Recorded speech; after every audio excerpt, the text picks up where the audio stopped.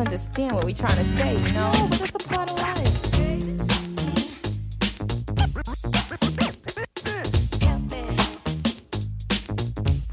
Come on. Let's talk about sex, baby. Let's talk about you and me. Let's talk about all the good things and the bad things that may be. Let's talk about sex. Let's talk about sex. Let's talk about sex. Let's talk about sex. We want to ask you a question.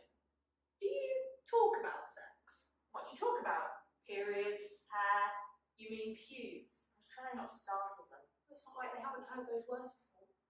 Well, no, but... Pubes, lady garden, pussy, minge, dick, cock. Okay, I think they get it. The thing is, everyone knows these words, so how come everyone cringes every time someone says it out loud? Because we're British. True, but it's not the only things we don't talk about. What do you mean? Well, like, what did you learn in school? Huh? What did you learn in school? Oh, I did like maths, English, science, PE. No, not that shit. What did you learn about sex? Oh!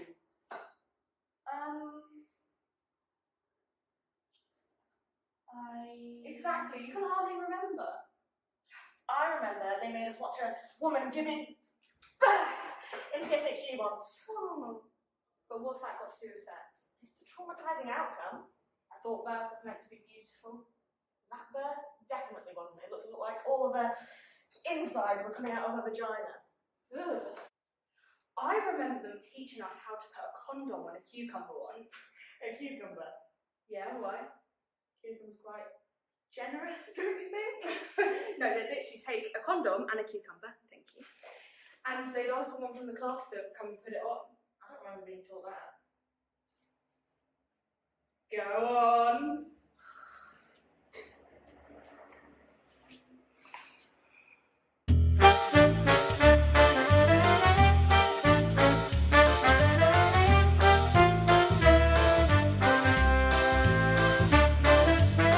But wait.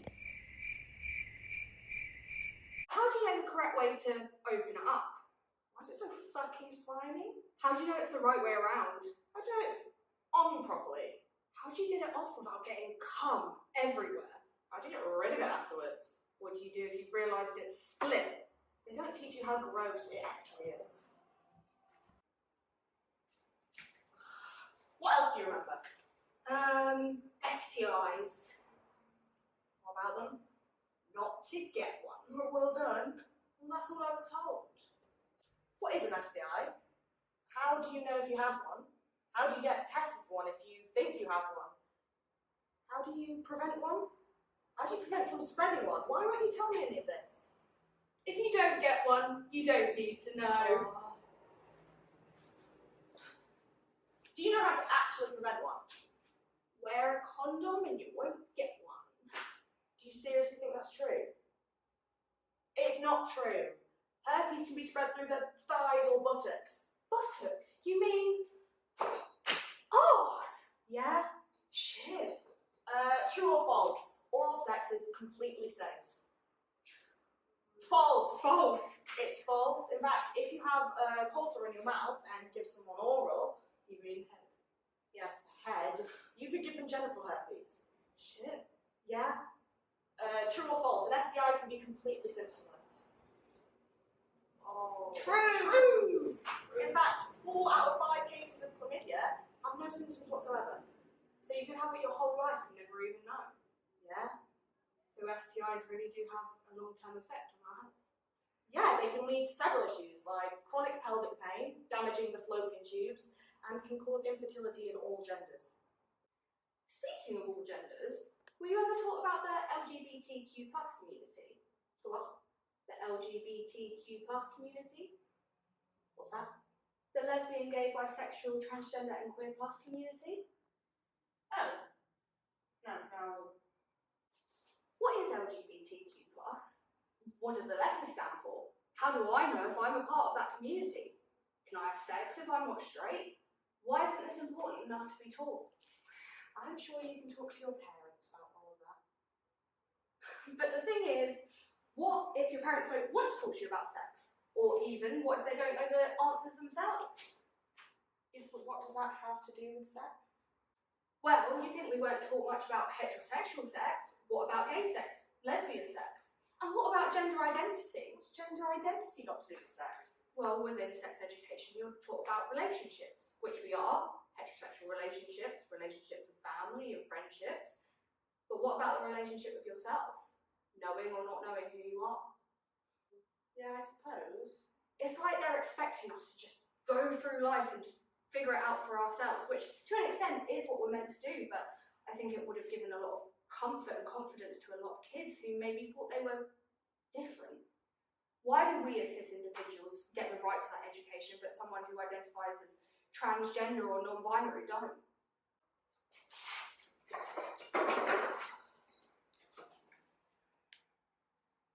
Mum, Yes, sweetie. I need to talk to you about something. Of course, anything, sweetie. It's about sex. How do I know if I'm meant to be attracted to a boy or a girl? Well, I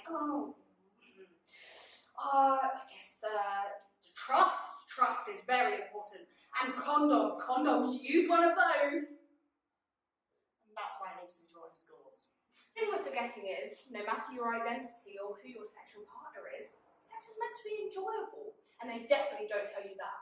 They just teach it to us as if it's a reproductive method, which for some people it isn't, and literally can't be. Sex is meant to be enjoyable and about being with someone you love and sometimes someone you don't, but that's besides the point. Not all sex is enjoyable, though. Well, no, not your first time. That's really painful and messy. No, not just your first time. There's a lot of things that can get in the way of people enjoying sex. Like what? Endometriosis. Never heard of it. Of course you haven't, because it's not taught, despite the fact that 1 in 10 women have it. It's a progressive chronic condition that means that cells, similar to the ones that line the uterus, grow in other parts of the body, meaning that sex can be extremely painful, and most women suffer in silence. So what does it do? Well, common symptoms include severe period pains, heavy bleeding, bowel and bladder problems, and compromised fertility. It can lead to mental health problems, relationship difficulties, and workplace issues. Well, no wonder they suffer in silence. They probably think it's normal. Exactly.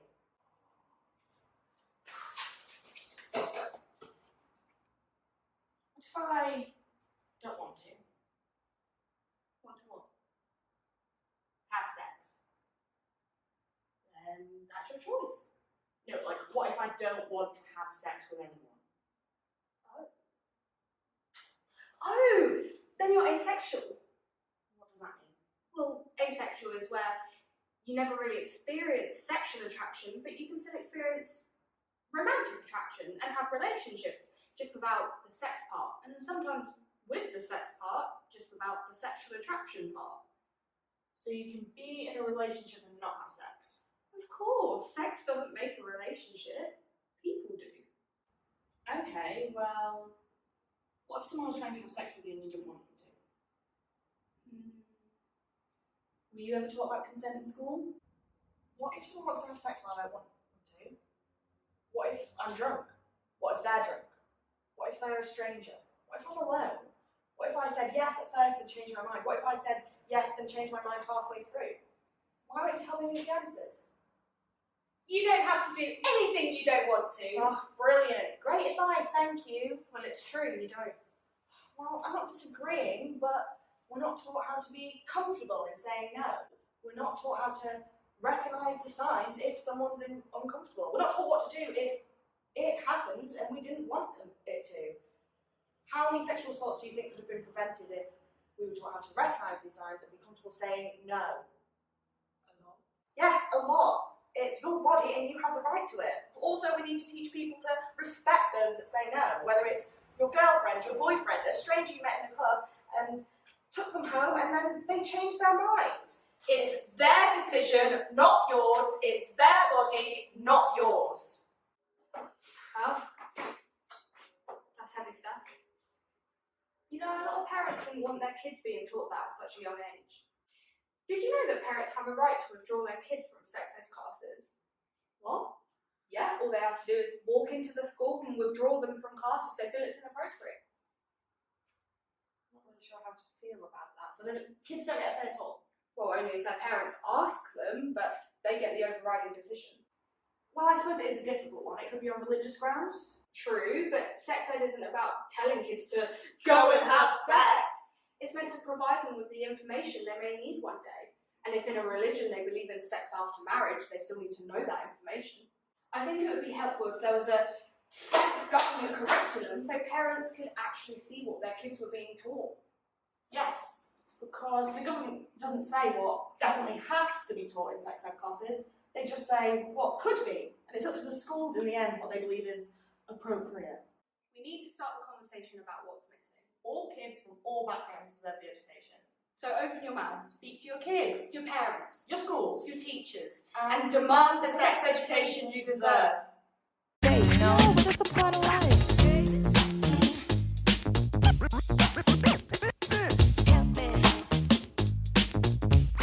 Come on. Let's talk about sex, baby. Let's talk about you and me. Let's talk about all the good things and the bad things that may be. Let's talk about sex. Let's talk about sex. Let's talk about sex. Let's talk about sex.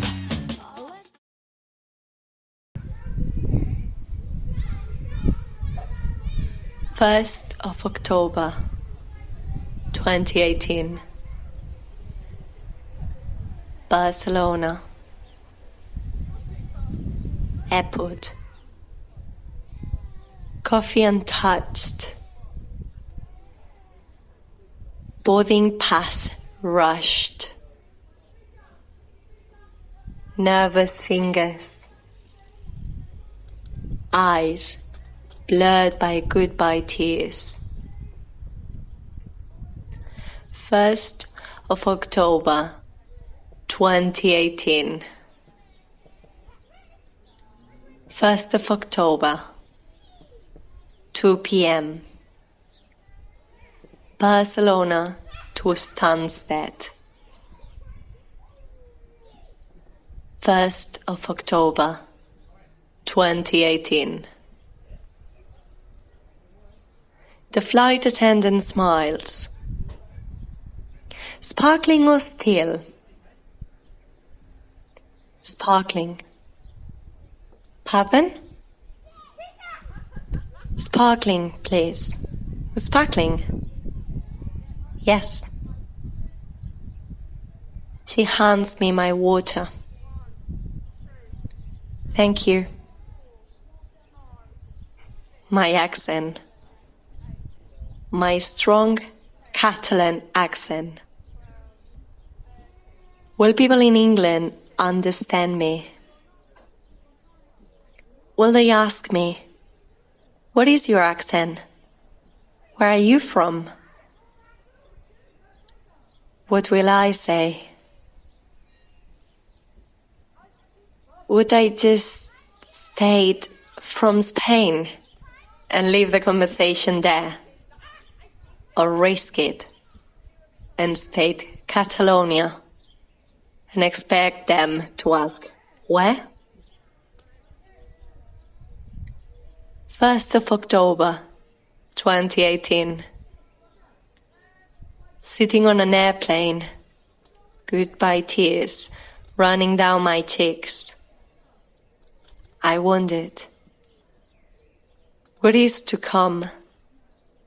How will my new life in England be? And I wondered, who do I say I am? How do I honor a life that I'm putting behind me? Where are you from? Barcelona, Spain, Catalonia. Could people even know where Catalonia is? What it is, or what we stand for? Would they know about the language, culture, myths and legends? Could they know about the struggle? Would they know about the police violence, the weekly protests, the riots, the silent demonstrations? Would they know about the fear of seeing the Spanish police storming towards you while you're sitting on the floor, holding your hands up? 1st of October. 1st of October, 2017. A few hours before the referendum about Catalan independence. I am sleeping in a polling station. It's the middle of the night. I am woken up by screams. Putos catalufos, catalanes de mierda, ojalá os muráis. I reach out for my friend's hand in the darkness, holding it with a strength I didn't even know I had. We're sleeping here to stop the Spanish police from closing the polling stations down during the night. We are here to defend the building from random mass teenagers chanting the Spanish fascist anthem. From shaved neo-Nazis with baseball bats, kicking the door, laughing. From people waving Spanish fascist flags. Motorbike shrieks. Threats to burn the polling stations down, with all of us inside. The 1st of October 2017. Holding my breath. Our hands chained to each other. Our eyes chained to our screens. WhatsApps, Instagram, Facebook. Those testimonies that didn't make it to the news. Riot police charging against children, elders, protesters. Rubber bullets fired against the masses in Barcelona.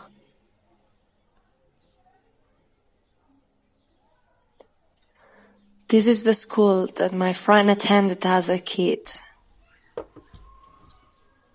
This is the school that many other children had to attend the next day. I wonder what their teachers said about their wrecked classes. How did they explain to kids the policemen, those supposed to protect them, were the ones who destroyed their school? Girona. Where's that? Catalonia. Where's that? Good people in England understand the pride I have on my nationality, on my language, where it comes from, why it's important. Would they understand the weight of history on our shoulders? From when you can be killed for using your own language. the last one standing in a war against fascism, our elders had to leave their homes. Would they understand the seed of sadness and fear planted in my grandfather's heart the day when rocks rained on his village, when soldiers blew up their village church, perforated his roof, destroyed his house, burned his hope for a future where hate would be history? Would they know this pride comes from years and years of having to defend our language? Should I tell them how my parents, aunts and uncles ask for my help when they have to write in Catalan? Because our language was banned from schools during generations.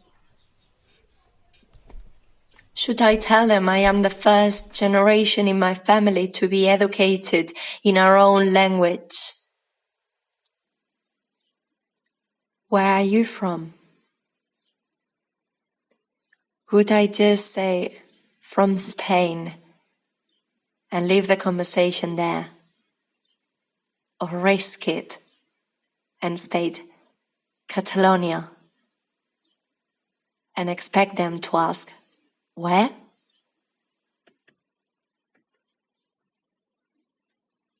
Where are you from? Catalonia. Today is the 14th of October, 2019. 14th of October. 14th of October, 2019. Here I am in England.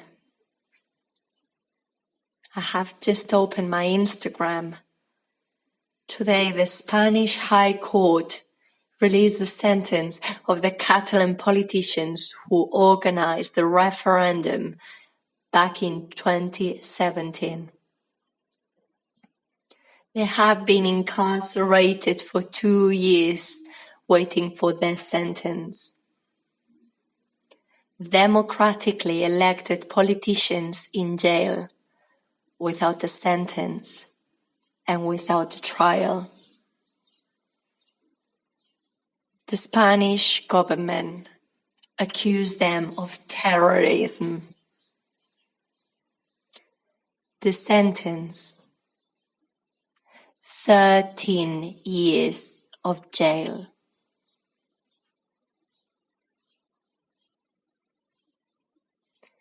In Spain, for raping someone, it's 6 years.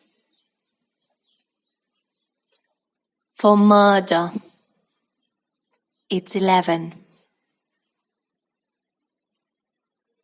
For setting up ballot boxes, 13 years. I bury myself under my duvet, cry, scream, call my family, my friends, with my nose glued to the screen, my fingers scrolling through alarm messages from my friends, videos of the ones crammed in protests. I want to call those who I know will be in the front of the riots.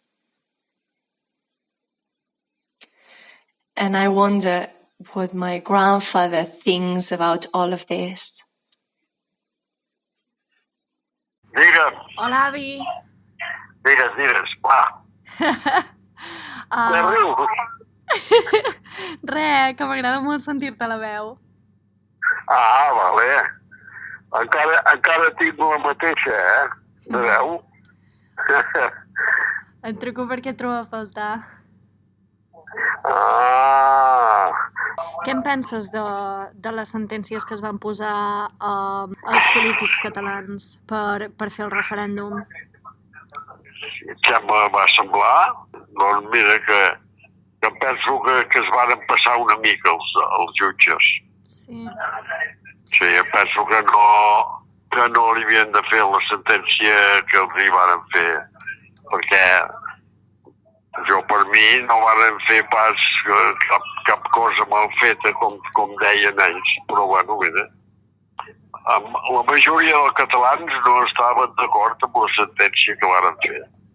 A la teva edat ningú podia protestar, perquè es havia de fer el que deien i anar seguint i s'ha acabat. Llavors perquè n'hi havien de... Bueno, no en deixàvem fer, no en deixàvem fer, però això és una cosa que les protestes és d'ençà que hi ha la democràcia. I què em A l'època d'en Franco els haguessin agafat tots a la presó. Si hi havia alguna cosa, com que ho amagaven, tampoc se sabia. Em pots dir alguna cosa de com va ser la teva vida mentre en Franco era aquí? Quan se va acabar la guerra tenia 6 anys, Sí. i quan va començar en tenia 3. Recordo que alguna cosa, però no... Jo hi vaig anar-hi a l'escola, esclar, devia tenir 6 anys, quan vaig començar-hi a anar. A la guerra anar cridant totes les quintes i n'hi havia que tenien 18 anys i també van haver d'anar a la guerra. En deien de la quinta al biberó. Com va afectar el règim d'en Franco a la teva educació? Sí, malament, perquè no t'he dit que hi havia tots els que d'això, tots els que van venir, érem de l'edat de 6 anys fins a 18 anys, un sol mestre havia d'ensenyar-nos a tots, què et sembla? Quan entràvem a la classe, havíem de dir Ave María Purísima, ¿está usted bien? O una cosa així. I quan ens en anàvem, li dèiem, usted lo pase bien, com passàvem a la porta, però això tots, una darrere l'altra. Usted lo pase bien, i apa. Quan érem a dintre de la classe, els nostres puestos, hi havia la bandera dintre, n'hi havia un que agafava la bandera i la posava a fora al balcó. I llavors havíem de cantar cara al sol amb el braç estirat, saludant. Això és el que passava en aquella època. Això era el que es feia després de la guerra.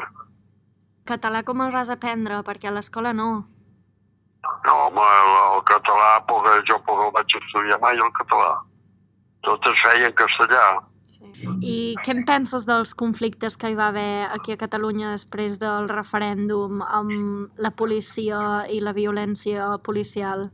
Home, això no ens va agradar a ningú. Els catalans no ens va pas agradar.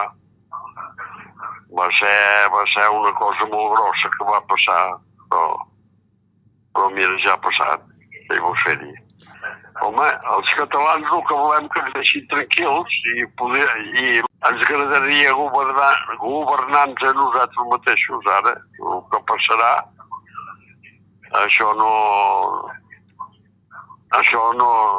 ja es veurà. Creus que s'aconseguirà algun dia? Com? Si creus que s'aconseguirà la independència algun dia? Home, a mi sí que m'agradaria que es aconseguís ara.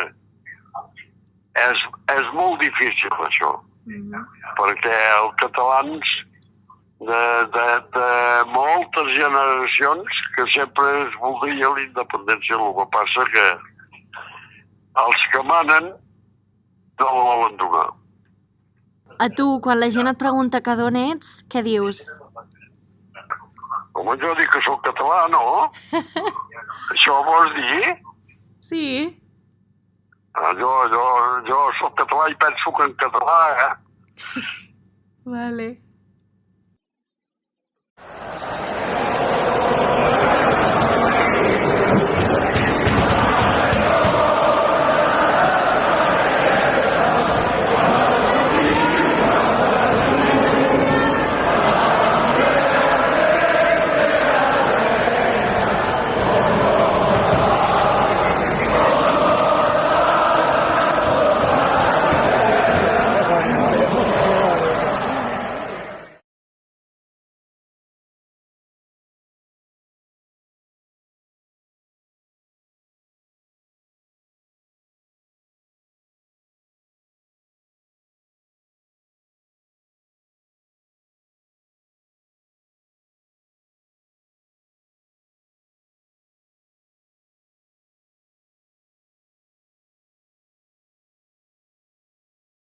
The walls of brick I have built around myself are so tall and thick.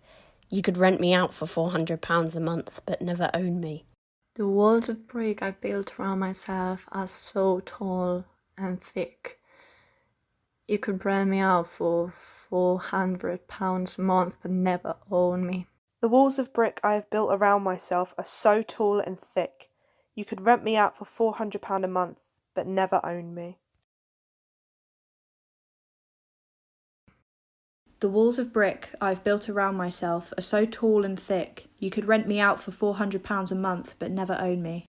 The walls of brick I've built around myself are so tall and thick, you could rent me out for £400 a month, but never know me. The walls of The brick walls I've of brick I have built around myself are so tall and thick. You could rent me out for £400 You could a rent me month. out The for walls of never brick own I've me. built around myself £400 are a so month, tall but and never thick, own me. you could The rent me out walls for of brick I have £400 built a around month, but myself never own are me. so The tall walls and of brick thick. I built around You could The rent walls me of out for brick I have built £400 around a month, myself but are so never own tall me. and thick. The You walls could of rent brick me out I've for built £400 around a myself month, are so but never tall and own me. thick, The you could walls rent of me out brick for I have built £400 around a The walls month, of but brick never I have own so built me. tall around and myself are thick. The so walls of tall brick and You could thick. rent I've me built out for around You could myself rent me are out so for tall and £400 a thick, month, you could rent but me out never for own me. £400 a The month, walls but of brick never I own have me. built around myself are so tall and The thick. walls of brick tall I've and built rent me out around for myself are You so could rent me tall out and for thick, but never you £400 could own rent a me me. out month, for but never own £400 a me. month, but never own me.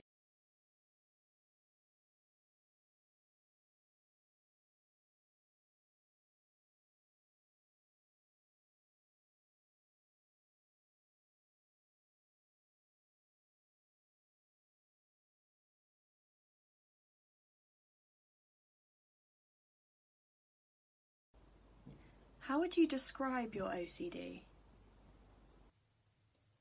Has to. If you... Then no. I've just got to. I need to. What if... I'll sort of... Am I? I just do that. No, that's wrong. What if I'd I just do that. I used to... I had to do that. I thought I was, I remember. Trying to... I can't say to... and that's why I did it. Get. Avoid. Force. Push. Without telling anyone. Reassuring. Analysing. Up for hours thinking. Suffered for a long time. How I... If something... I have to. Whatever comes to my mind. I have to... Whatever my OCD tells me to do. I have to, I have to. It seems like... Then I have to... So I started developing OCD. I had no idea. A lot of... distress. Got very bad. This condition makes me. The worst of it is... inside myself. It weirdly relaxes me. I don't want to. But it's OCD. I can't. I have, Rooted. It's like... I am not... if that makes sense. And yeah. It's mainly... I don't have... I used to. I had lots of. If there... I had to. I thought I was. I started to. There's other people who... My OCD is... If you. Then. I feel very... My OCD is very... My head. Being. Putting, I think. Control. Don't really. Have control. Yeah. That's my OCD. Sorry that was really long, but that's. What it is.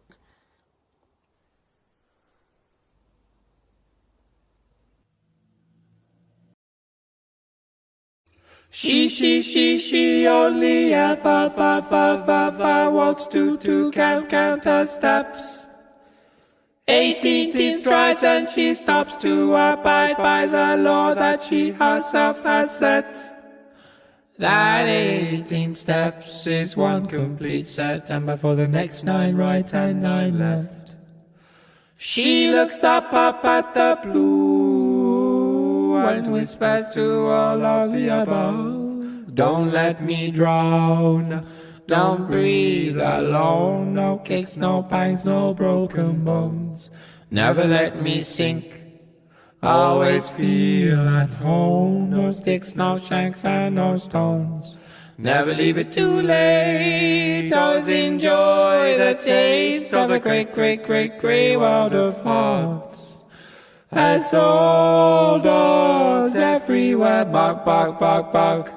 It's worth knowing, like all good fruit, the balance of life is in the ripe and ruin. Oh, definitely. I had this, I had this, it's, honestly, it's, I had this, it's, honestly, it's, I had this, it's, honestly, it's so, I had this, it's, honestly, it's so bad. Bad. So I used to, it was in counts of 8. Don't, of 8, no, of 8, why, of 8, I'm, of 8, so, of 8, obsessed, of 8, with, of 8, 8. Don't know why I'm so obsessed with 8. I used to like walk like, how do I describe it? So, I would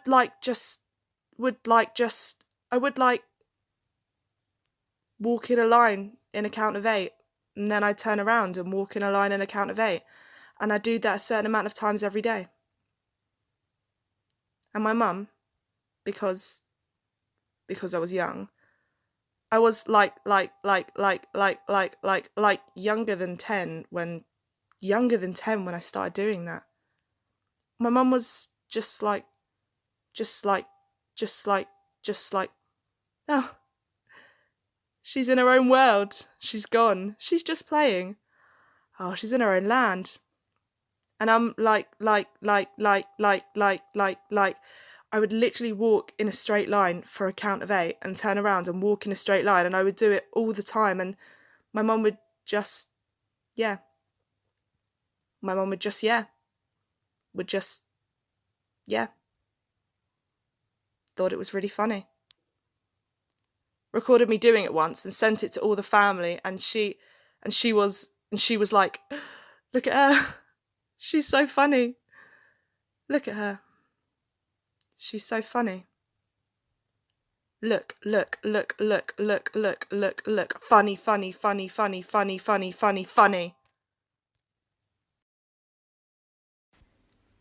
At 7 years old, during piano practice, I was told to stop, go back to the beginning, and start again. I was 2 bars away from the end of the song. At 20 years old, I sat in the bathroom learning a script. I got a line wrong. I'd been learning the same scene for 3 hours. I began to cry as I went back to the beginning of the play and started again. At 9 years old, I was always told to be home on the hour. At 21 years old, I shouted at my best friend for making us 15 minutes late. At 11 years old, I always left everything to the last minute. My father told me to repeat a mantra he had stuck to my bedroom wall. Prior preparation and planning prevents poor performance. At 19 years old, I had a panic attack the night before nearly every university deadline. I still leave everything to the last minute. Prior preparation and planning prevents poor performance. Prior preparation and planning prevents poor performance. At 13 years old, I cut a piece of my hair off. If I didn't do this, my granddad would have died. I saved his life. Prior preparation and planning prevents poor performance. Prior preparation, your granddad will die, prevents poor performance. Prior preparation, your granddad will die, prevents cut your hair off, poor performance. At 14 years old, I couldn't practice piano with anyone in the house, and someone was always in the house, so I didn't practice. And I got shit at piano, so I quit. Even though prior preparation and planning prevents poor performance, I finished school without ever receiving a mark under a B. I graduated university with a first. Because even though prior preparation and planning prevents poor performance, I am still successful, not because I want to be, because I feel I have to be. If I am anything but successful, I think I am a failure of a person. I have let myself down and I don't deserve a place on this earth. Prior preparation and planning prevents poor performance, but what if I was allowed to give a poor performance? What if, just once, I had been allowed to fail and it wasn't my fault? Prior preparation and planning prevents poor performance, but it also prevents you from ever learning how to fail. I still don't know how to fail. I was loved. I was supported. I am loved. I am supported. But I wish I had been taught how to fail. I wish someone, school, family, anyone had taught me how to fail. I hope one day I can allow myself to fail. I am empty, but my head is too full of ideas, of plans, of words that don't translate into my static hands. Sometimes they feel like stone, too heavy to lift, too hard to press, too cold to caress. My body is like wax. Love sleeps when it touches my lips, my corpse licks kisses and hugs. Passion melts my still young flesh until there's nothing left to love. I am a numb, dumb dummy with a roller coaster in my mind, chest west of the waist, my feet too weak to walk the way I want to go. Whoever knows what it is, what to be, what to love, how to live. I am lost, I am here, but also there and nowhere. Take me out, make me smile, make me live, make me love, love me, oh me, please, bring me up. I want to breathe, a breath of normality. I want to see how it is, how it feels to be free, to be young, to be me. It's something that keeps you quiet. It's a fear of expression and a fear of those who listen but don't hear what you are saying. Shame, fear. Fear of being misunderstood, lost at the unknown. A fear of people who don't have it, who are also afraid. They are afraid. They are afraid of something they can't control, something they can't help with. Afraid of their loved ones. A malicious hiss of an S. The jarring cut of a T. The repulsive choke of ig. The weak, helpless ma that trails off hopelessly at the end. Stigma.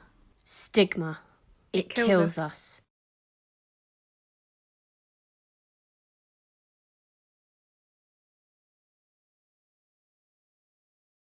How do I describe it? Obsessed? Weird? Crazy? Embarrassing? They know.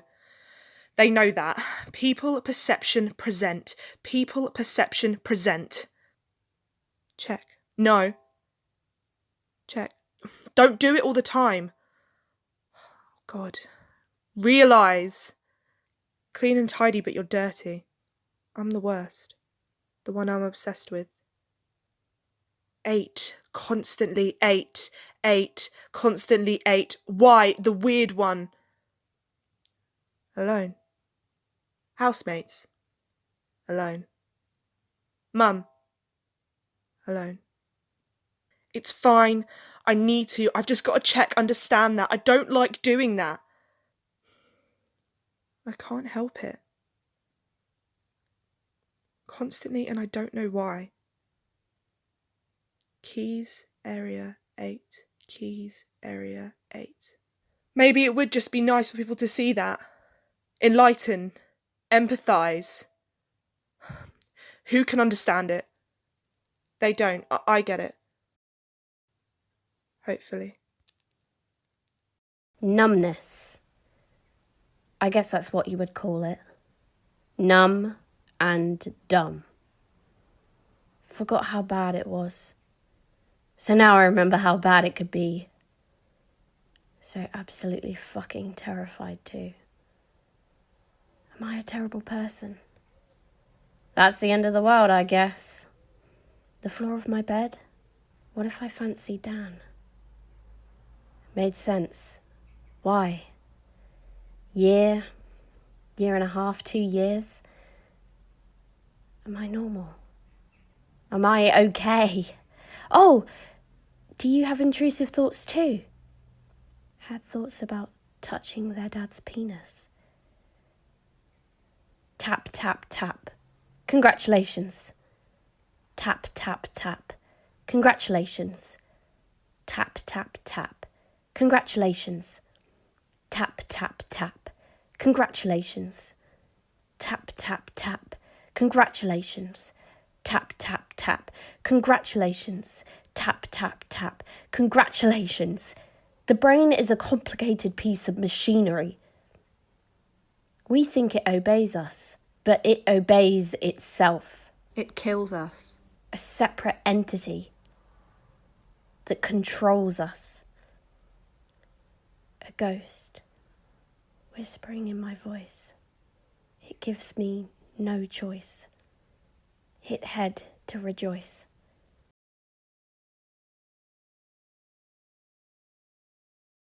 Sunday, wake up, give me a cigarette. Last night's love affair is looking vulnerable in my bed. Silk sheet, blue dawn, Colgate, tongue warm. Won't you quit your crying? I can't sleep. 1 minute I'm a little sweetheart, and next minute you are an absolute creep. We've got obsessions. I wanna wipe out all the sad ideas that come to me when I am holding you. We've got obsessions. All you ever think about are sick ideas involving me, involving you. Supermarket, oh what packet of crackers to pick? They're all the same, one brand, one name, but really they're not. Look, just choose something quick. People are staring, time to go quick, and skin is on fire. Just choose something, something, something. Pressure overwhelming. Next minute, I am turning out of the door, facing 1 week without a day when things are pretty bad. But don't let it make you feel sad. The crackers were probably bad luck anyway. Can't let your cold heart be free when you act like you got an OCD. We've got obsessions. I wanna erase every nasty thought that bugs me every day of every week. We've got obsessions. You never told me what it was that made you strong, what it was that made you weak.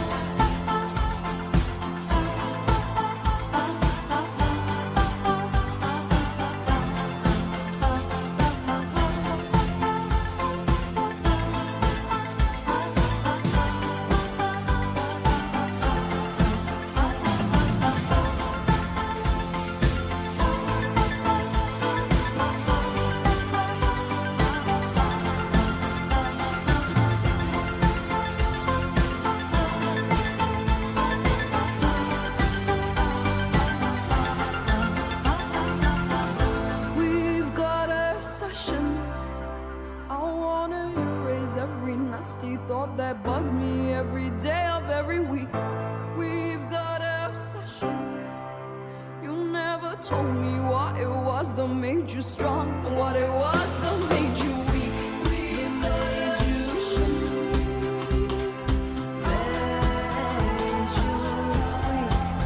Made you weak. We've got obsessions. Made you Sunday, wake up, give me a cigarette. Last night's love affair is looking vulnerable again.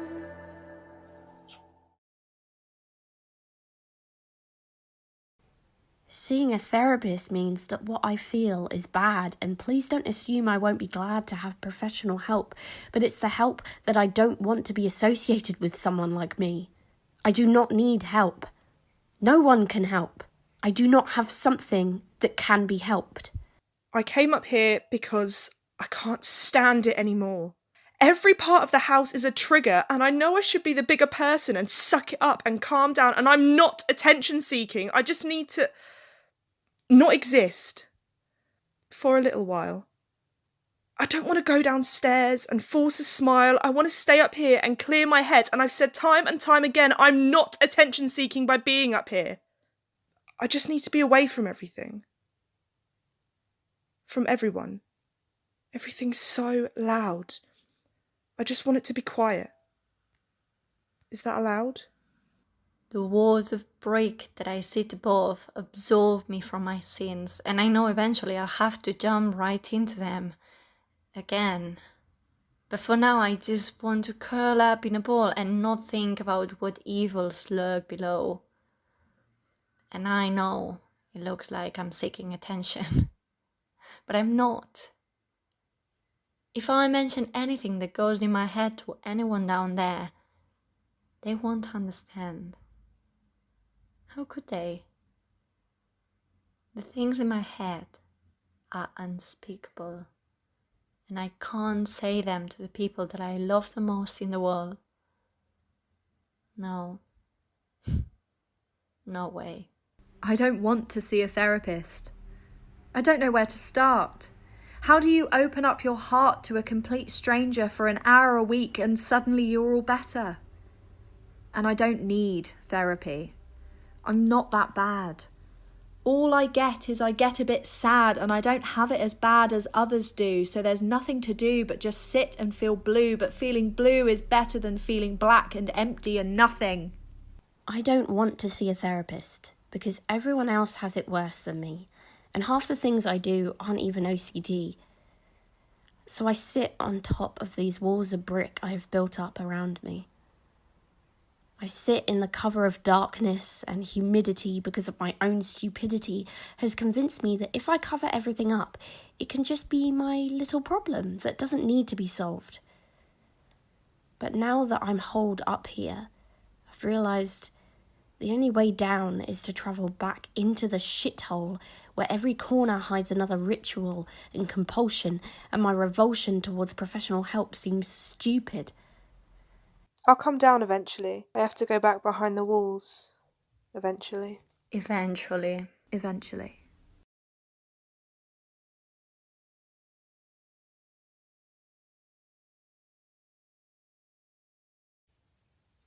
Obsessive Compulsive Cleaners, Series 1, Episode 1. 1,488,694 views. Uploaded 16th of February 2019. 1,595 comments.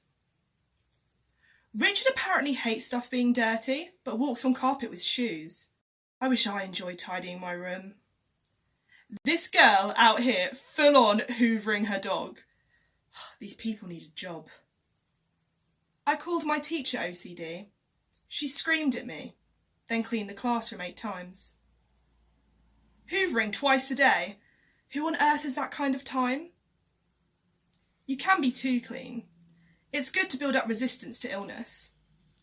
If I was a compulsive cleaner, I would start a business. Would love an OCD parent. My room would always feel clean. OCD people are so rude and patronising. There is no need. Not everyone has 8 hours a day to clean, 1 hour max. If you can clean for 70 hours a week, you can work half of that and pay tax. I want my parents to have OCD. That guy wearing shoes on the carpet gives me OCD. She's supposed to be a compulsive cleaner. Doesn't she know that mops are very dirty? When she gagged uncontrollably, I couldn't stop laughing. Breathing in all those chemicals is extremely unhealthy. Obviously doesn't have a job, 60 hours a week cleaning. How does she care for her family? I want to keep an OCD as my cleaning slave. These people shouldn't be filmed. They need to be saved. Can you make a video of OCD people not allowed to clean for a week? Now do you see why we feel like we cannot speak?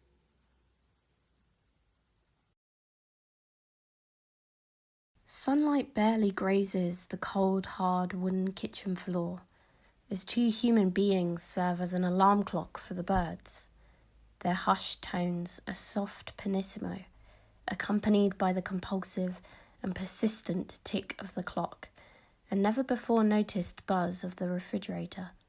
It would seem that 5 a.m. is a time for honesty, reimagining, and seeing the underside of the worktops from a different perspective. A father and daughter share a unique, tenderly quiet moment, sat on the cold, hard wooden kitchen floor, with only the clock and the refrigerator to overhear their whispered conversation. The girl sits hunched, cross-legged, her short hair masking her face from the view of her father, who in turn sits propped up against the cupboards, one leg hunched to his chest, pressing the cold, wet tear stains on his t-shirt against his skin. The tears of his only daughter. They are nearing the crux of their conversation, which has been slowly brewing since its beginning at 3:30 a.m. The girl's breath quickens, as she knows that to drop the subject now would be a complete waste of their time. They haven't sat on the cold, hard wooden kitchen floor till 5 a.m. for nothing. Her breath quickens and her throat prickles, and the aching of her father's chest grows and grows because... Why can't you tell me what's wrong? It's the throat-knotting, eyes-brimming, voice-catching leap of faith that no one wants to do. It's the peek over the wall you've built up around yourself that shows all your fears confirmed. It's no turning back. It's mum never looking at you the same way again. It's friendships ruined. It's guilt and misery, even though it's not your fault. It's our OCD.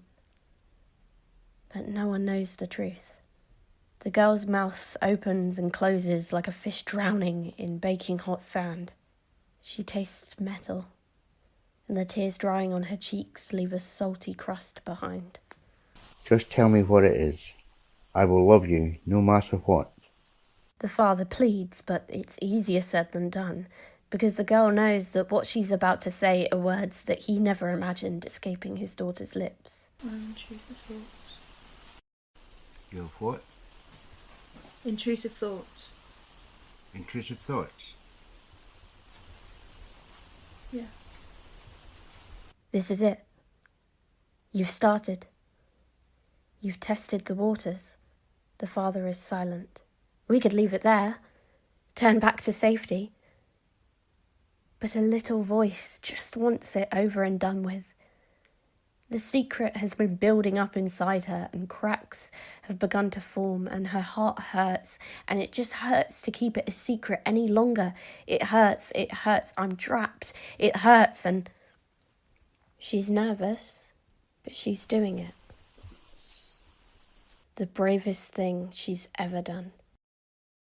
Sexual intrusive thoughts. The next words practically fall out of her. About you.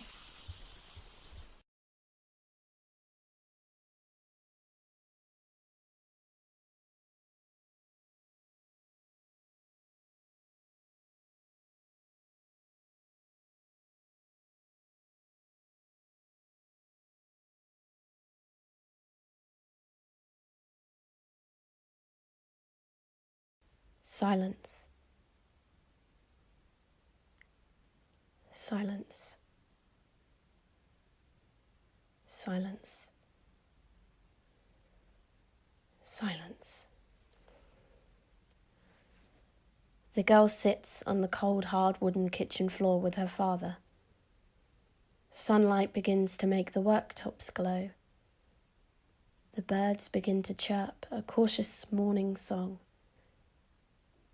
The clock ticks. The refrigerator buzzes. It would seem that 5 a.m. is a time for honesty, reimagining, and seeing the underside of the worktops from a different perspective. And the father reaches out and does what any father does best.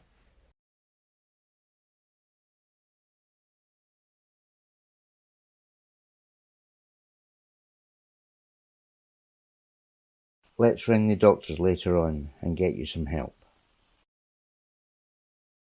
The sun apprehensively rises, having given them the time they need, and they go to bed.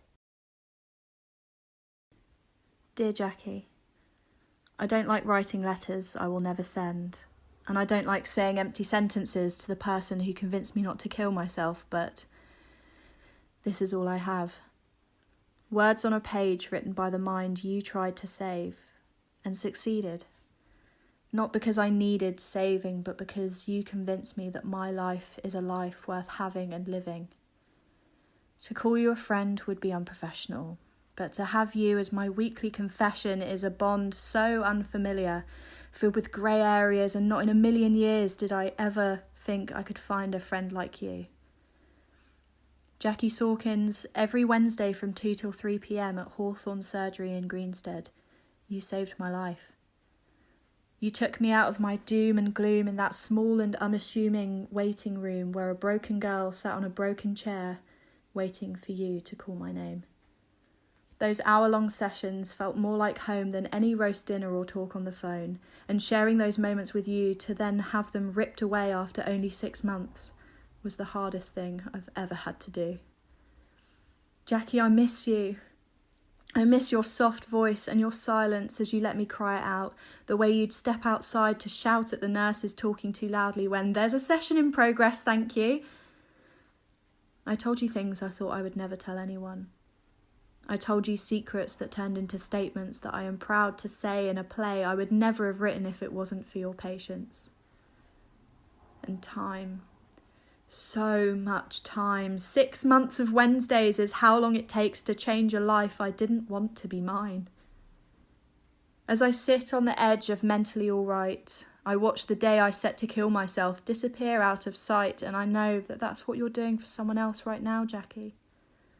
I am not quite better, but nowhere near as sad. Close enough to happy to forget how bad I was when I first met you. The walls of brick I had built around myself were so tall and thick, but you pushed through them one by one until the whole infrastructure collapsed, and I was happy to let you in for 1 hour every week. There was no surgery, no drugs. You just let me speak and be heard with no judgment. Jackie, you did your job so well that I miss being at my worst. You have left me as an outsider looking in on my own mental illness. Life not quite perfect, not quite impaired. You tore down my walls of brick, and I felt like an intruder when I use a label that once felt like home, and I am scared, Jackie. What do I do now? That's what I said to you in our last session. I am scared, Jackie. What do I do now? And you told me to live. You live, and you do this on your own. So I go it alone. My heart still aches when I see something I need to put right. My skin still flakes as my compulsion to pick is too ingrained in my brain, never going away even when I pick too far and my cuticles cry red in pain. I still get the repulsive thoughts, but I tell them to go away. But here is a list of things I can hear now that my brain has got quieter. Wind chimes. The rustling of leaves. My dog snoring. My boyfriend's breath on my neck. The laugh of my niece on the beach. The tick of the clock in the kitchen. The crunch of my grandfather's shoes on dirt. Water clattering onto my shower floor. One creaky step on the stairs. The squeak of the tap when I switch it off. The sound of my voice as I tell others. It does get better. I promise it gets better. It really will get better. You need to know it gets better. These walls of brick I had built around myself were so tall and thick, you could rent me out for £400 a month and never own me. These walls of brick I had built around myself have fallen down, and now I am ready for people to know me. 0300 330 5455. 0300 330 5455. 0300 330 5455. 0300 330 5455.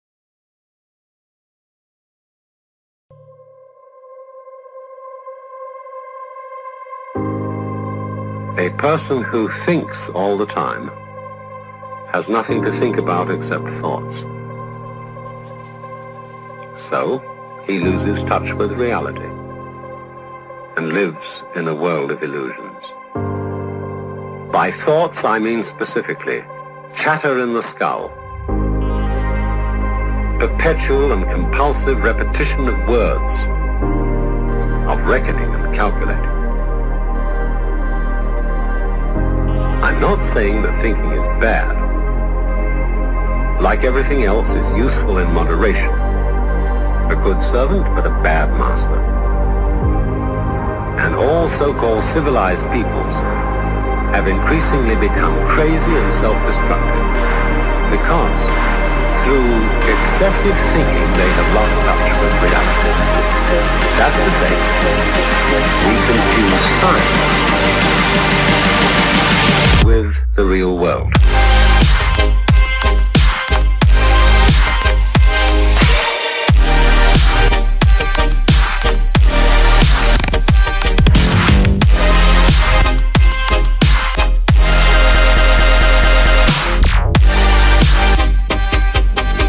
This is the beginning of meditation.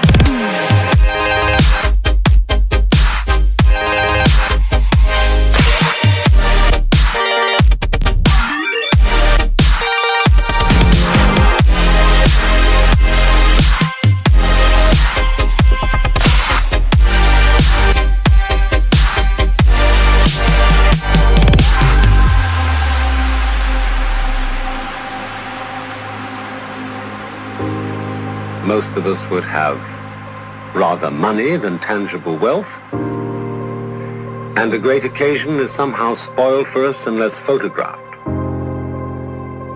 And to read about it the next day in the newspaper is oddly more fun for us than the original event.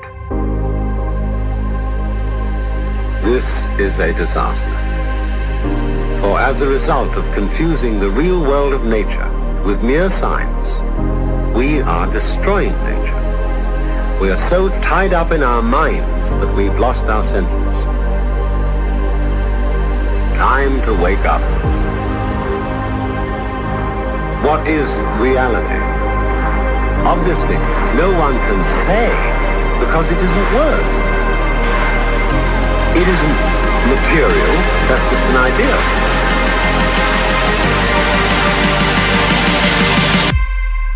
Reality is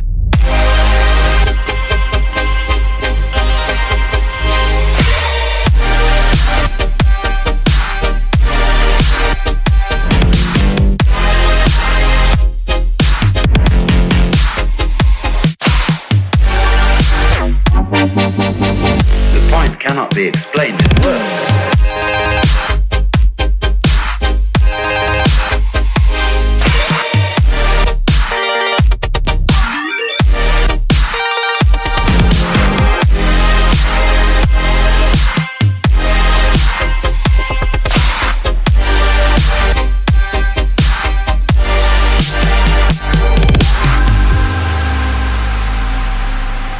I'm not trying to put you down. It's an expression of you as you are. One must live. We need to survive, to go on. We must go on.